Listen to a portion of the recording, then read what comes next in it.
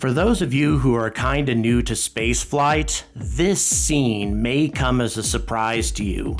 On December 5th, 2014, the Orion space capsule, that's right, the vehicle that's supposed to be carrying astronauts to the moon in a few years, was launched into orbit by a Delta IV Heavy.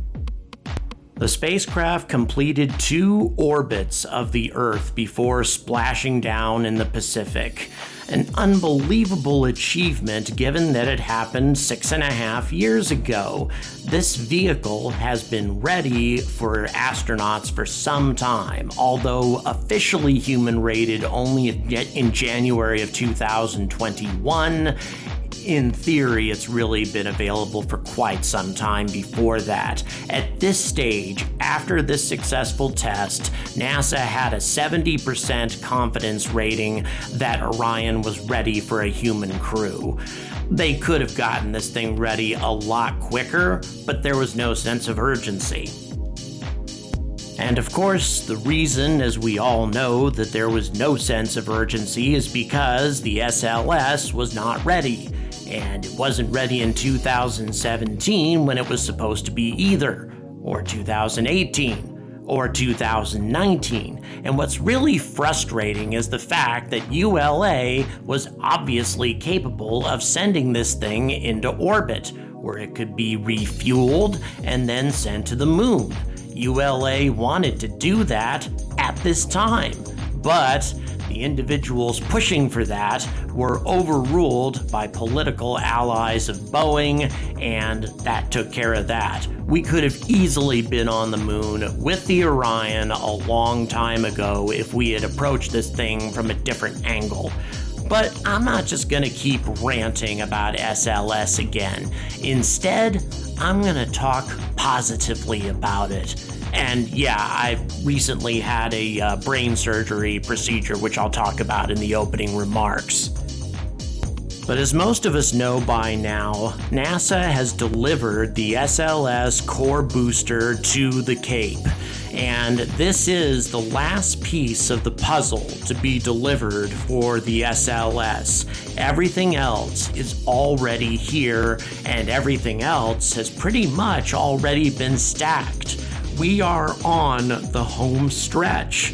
So the question is, will Artemis 1 actually take off this year? Can Boeing possibly redeem themselves?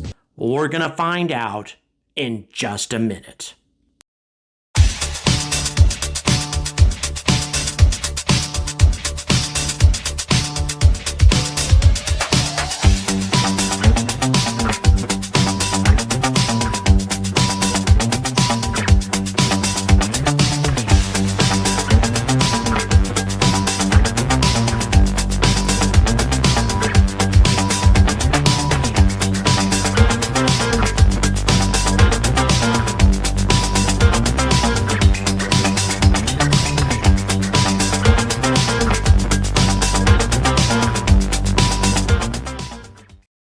Good morning, and welcome to another episode of the Angry Astronaut. So, I have gotten very little sleep over the last several days. Since my return from Houston, I must confess that my mind has been going non-stop with new ideas, new concepts, different things for the channel, so very exciting things coming up, but it's required a great deal of this to keep me going. And in case you're wondering why I'm drinking coffee from an Univision coffee cup, it's because it takes me back to my childhood when I was a teenager. There wasn't as much to watch on television, and sometimes my brother and I would watch movies on Univision. We did not speak Spanish, so in our very mature teenager way, we would come up with our own translations of what we, not what we thought, but what we thought would be funny that these people were saying. It would usually end with somebody stomping on somebody's cojones, even though that word was never actually spoken during the course of the dialogue. Yeah, we were really dumb teenagers. But I saw this Univision shop in the Houston airport. I was rather shocked. It took me back to my childhood. I went in asking if they had any merchandise whatsoever. The lady there didn't speak very good English, could not begin to understand why any moron would want an Univision anything, given that they had nothing but Texas souvenirs there. But she eventually figured it out and directed me to this, their only piece of merchandise with their own logo on it. Anyway, I just have a personal attachment to Univision, even though I speak German and not not Spanish. I speak a little Russian, I speak a little Arabic, I speak a little Hebrew, but I don't speak Spanish for anything. And my daughter, on the other hand, speaks fluent Spanish and thinks that I'm a complete moron for doing things like this, and she's kind of right. Anyway, the SLS, I am going to transform. I recently got a minor frontal lobotomy and have turned myself into a devil's advocate, trying to imagine what an SLS advocate might think like. Do they have any points at all? And are we indeed on the brink of finally completing this beast and launching Artemis 1 to orbit the moon in 2021? Well, the answer to that question is quite possibly. Or if they, fail to launch in 2020, January of 2022 seems a very likely scenario, at least according to NASA. But remember, this is Boeing we're talking about. And even though lots and lots of steps in this process have been completed after the delivery of the primary booster to Cape Canaveral, I still am not confident that Boeing is going to make this whole thing work in concert. And I'm going to give you some reasons for that, along with a lot of details as to why the SLS is still a viable, if outdated, rocket for going to the moon in this day and age. Even though I thoroughly believe that the Starship is the future, at least for the present, this may indeed be the best solution. And please keep in mind, the minor frontal lobotomy part. But anyway, we're going to go ahead and get started on this strange exploration into positive things about the big orange rocket right now. Okay, so here we go. SLS advocate mode engaged. So the RS-25s and the two solid rocket boosters providing an insane amount of thrust flings the SLS into orbit. 8.8 million pounds of thrust. Admittedly, a ridiculously powerful rocket, far more powerful than anything that has been launched since the Saturn V, and some would argue that it is more powerful than the Saturn V, but that is open to debate. Of course, it's flinging the Orion space capsule, which is actually a very heavy piece of equipment, all the way to the moon, 280,000 miles, and yes, I'm using American measurements because that's just what NASA does. Artemis 1 will do a lot more than just orbit the moon. As you just saw, it deploys a variety of CubeSats into lunar space. It's comprised, of course, of the crew module and the service module that was designed by the ESA, the crew module by Lockheed Martin. Possibly why they got it done so much faster. Boeing had nothing to do with it. But this is the most important thing, in my opinion, that they're going to be doing on this mission. Testing the AstroRad radiation vest on a mannequin that simulates the female body, because presumably the first woman on the moon is going to care as to whether or not she can have children in the future, and this will simulate the damage that radiation might do to her reproductive system. In addition, of course, this vest will also provide protection for the vast majority of a human being's most vital internal organs from radiation, and this is a very serious consideration because between Apollo 16 and 17, there was a massive radiation storm event that if an Apollo mission had been taking place during that time, the crew most probably would have been dealt a lethal dose of radiation, and the Apollo program would have ended in awful tragedy. But before we drift off course, let's have a look at the main components of the SLS. This thing is a product of the shuttle industry, plain and simple. It has 2 solid rocket boosters just like the shuttle, except they're made up of 5 segments instead of 4, allowing them to carry more fuel. They're also friendlier to the environment than the old boosters, and the big orange tank, of course, that has 4 RS-25 engines, also from the shuttle era.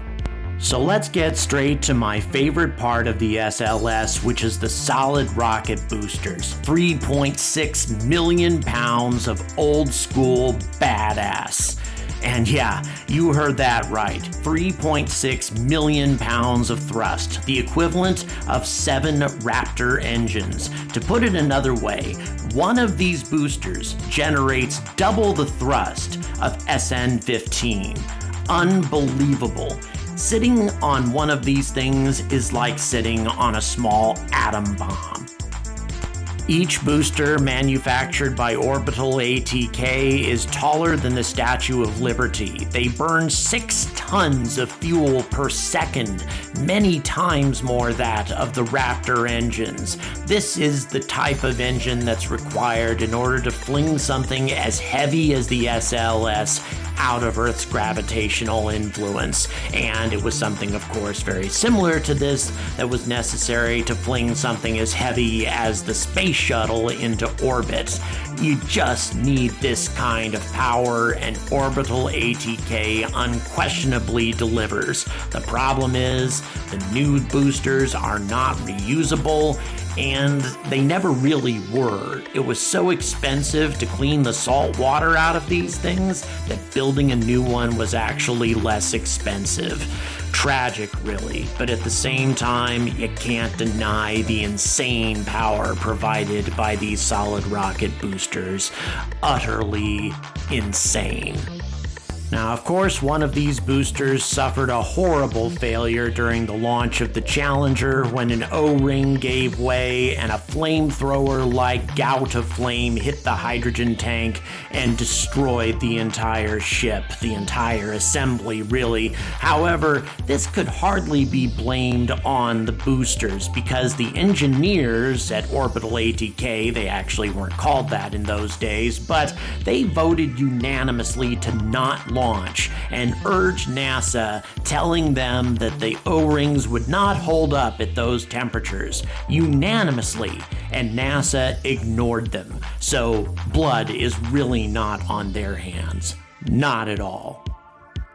So let's have a closer look at these things. As you can see, they're comprised of a large number of segments, 5 total central segments that contain the solid rocket fuel, avionics up front, and a nozzle in back, of course. The most expensive aspect of this booster is actually the avionics, which is a small component. Could this be separated from the booster after it's detached and parachute down to be recovered by helicopter? Maybe. But recoverable or not recoverable, an SLS advocate would argue that these 2 boosters plus 4 RS-25s, which are the most reliable rocket engines ever built, would be far safer than 28 Raptor engines lighting simultaneously on the Super Heavy. A lot more points of failure as far as engines are concerned versus the solid rocket boosters. Now, I'm not saying that's true, but I do say say that it's actually kind of a viable argument in theory. And solid rocket boosters, as I've mentioned, are almost impossible to reuse. So if you want cheap and you want reusability, you gotta take the chance of all of those engines. And as I've mentioned before, the last rocket to try that, at least with large engines, was the Soviet N-1, with disastrous results. So let's cover the remaining components and what Boeing has to do with them. Step 1, they need to stack the 5-segment solid rocket boosters inside the assembly facility at the Cape. Step 2, the core stage needs to be craned in and secured between the solid rocket boosters. Step 3, the launch vehicle stage adapter, or LSVA, has to be bolted down onto the core stage. Step 4, the interim cryogenic propulsion stage, or ICPS, is lowered in and bolted onto the LSVA. Then step 5, the Orion stage adapter is connected to the ICPS. And then finally step 6, the Orion spacecraft is mounted on the SLS and the rocket is complete. That's a hell of a lot of stages. Surely Boeing can't get all of that done this year. Well, they kinda can. At this point, it's kinda like assembling a giant Lego set. First of all, they've tested the crawler extensively to see whether it can handle the amount of weight that the SLS represents. Remember, it hasn't hauled anything this heavy in a long time. Secondly, the solid rocket boosters need to be stacked, but guess what? That's done. That stage is complete. So what's next? Well, as far as the core stage has been concerned, we all know that it's been delivered, and given how well it performed at the second green run test, which I so amateurishly recorded from a nearby facility that I can't really reveal, it created this massive cloud of water vapor in the space of 8 minutes, and the RS-25 engines ran for the full duration of the burn and beyond, not suffering a single problem. And this wasn't just according to Boeing, this was according to NASA as well. The core stage seems perfectly prepared for a mission. I have to admit, after watching this occur, I started to feel a little bit optimistic. And the launch vehicle stage adapter? Done. Ready. It's been ready for a long time, actually. So that step is taken care of as well. It just needs to be put on. And what about the ICPS? Done. Finito. Has been for a long time, complete with one RL-10 engine from Aerojet Rocketdyne, who are the same guys who build the RS-25s. Very reliable engines, should have no problems. And by the way, this is not the final version of what NASA intends to use for the upper stage, hence the term interim. Instead, they're going to be using what's called the exploration upper stage that's going to have 4 RL-10 engines and a lot more propellant, with the capability, as you can see here, of delivering 38 metric tons to the moon's surface instead of 27 tons. And this is without any of that pesky on-orbit refueling. You launch the rocket and it takes it all the way there. There is a strong argument for simplicity, no matter how wasteful it is. And the Orion stage adapter, oh, hold on, let me check my notes here real quick. Oh yeah, finished. 100% has been for a while. And by the way, this is the component that's going to launch all the CubeSats, as you can see right there, for a variety of different scientific purposes in lunar orbit prior to Artemis missions later on. This is actually an extremely important mission on a lot of levels. And then finally, here comes the Orion. And this is a test of its emergency abort system. And why does the video look so ancient and crappy? It's because this was done 11 years ago. 2010 is when the Orion's abort system was tested. unreal. Over a decade in development, this thing could have been ready so long ago. The whole system, given its simplicity and similarity to the shuttle, could have been ready so long ago if Boeing had just shown a marginal level of competence and a sense of urgency. But they just didn't. We should be on the moon now, and we're not. And it pisses me off to no end. But hold on, let me get back into SLS advocate mode for a minute. Okay, so what would have happened if we had spent the same amount of money on SLS as we did on Apollo? Wouldn't we have got it done as quickly? Probably. We revere Apollo and the Saturn V. People talk about bringing this rocket back, but what we forget is that $283 billion in adjusted dollars were spent on landing man on the moon the number of times that we did. $283 billion, more than 10 times that's been spent on Artemis. So are we really being fair to SLS? Well, given the times and given the fact that over half a century has elapsed since we were on the moon, yes, I think we are, actually. We should expect more out of NASA than a completely expendable rocket, aside from the Orion capsule that you're looking at right now.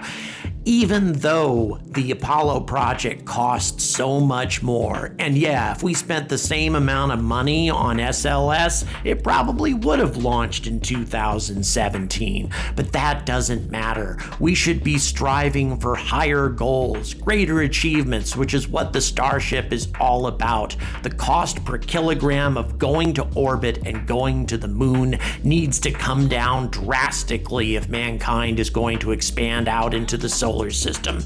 The SLS will cost $1 to $2 billion per launch. Chump change compared to the Saturn V, but still far too expensive. Even the later versions that will carry as much as 120 tons into orbit. Yes, the SLS will be capable of carrying more cargo than the Starship eventually, but still, at $1 to $2 billion per launch, it's just too expensive, and we need something more innovative. Nevertheless, if Artemis launches in 2021 or in January of 2022 and it's successful, will Boeing have redeemed themselves?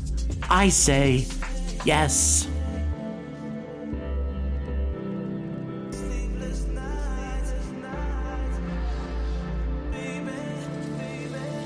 So in the end, what does all of this mean? Have I suddenly turned into an SLS advocate? Am I going to turn into an SLS fan if this thing indeed takes off in 2021 or at the beginning of 2022? No. Absolutely not.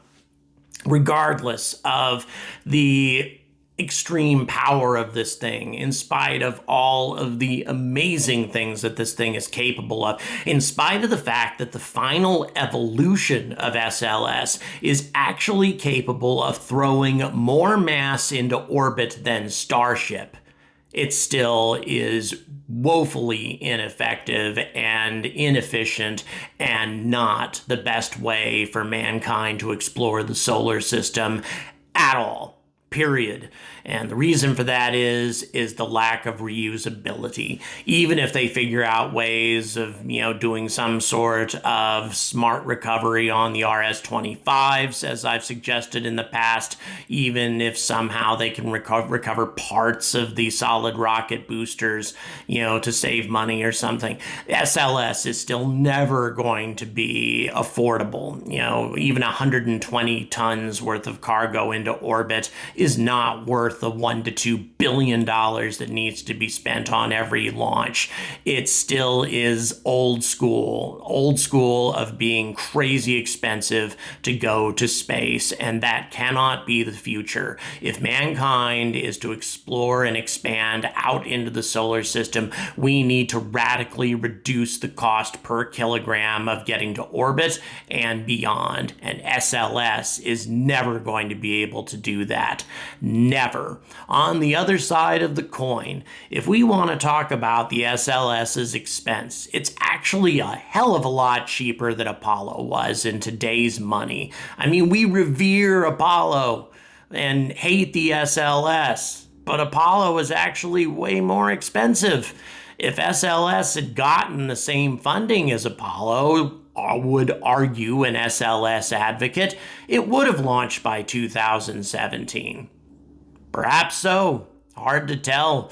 As you saw in the video, the Orion was ready, so perhaps it could have if it had the same kind of support from the American government as Apollo got, anywhere near to the same support. Nevertheless, it doesn't matter. If we could bring the Saturn V back from the dead and launch it, it would not be the future either. It's an incredibly wasteful, expendable rocket that, burns up huge amounts of money to get a relatively small amount of payload to the moon or to other destinations.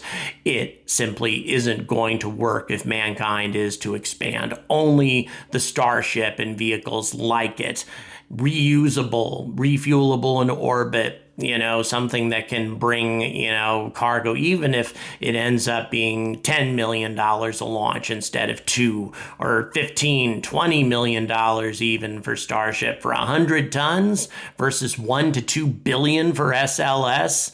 That's a crazy difference and clearly the way of the future. However, Starship, in my opinion, is not going to be ready by 2024 for even an unmanned launch to the moon, much less what Artemis 1 is going to achieve, or hopefully achieve, which is getting to the moon and orbiting it with the Orion spacecraft by the end of 2021 or the beginning of 2022. Starship is simply not going to be able to achieve that, and it's going to be some time before Starship is human rated.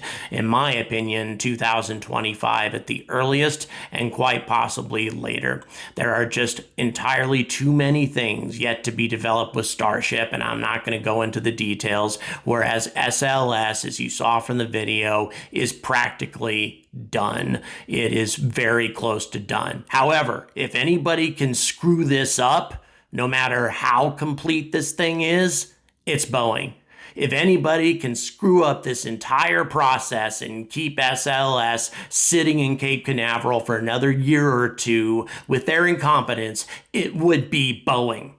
And I genuinely hope that that's not the case. I genuinely hope that I get to personally see Artemis 1, the SLS, take off at Cape Canaveral and blow my mind with those 2 solid rocket boosters and 4 RS-25s. I can't imagine what that's going to be like. Neither can anybody else who didn't personally witness a Saturn V launch. If you like the way I talk, if you like the things that I talk about, it's all in the description. I have new stuff, including short facts coming out, some of which are exclusively for Patreon subscribers. So more benefits coming to Patreon supporters, and there are other ways to support me too. So until Artemis 1 takes off and successfully sends the Orion capsule into orbit around the moon and it safely splashes down, until this happens, and hopefully within the next 10 months or less, I urge all of you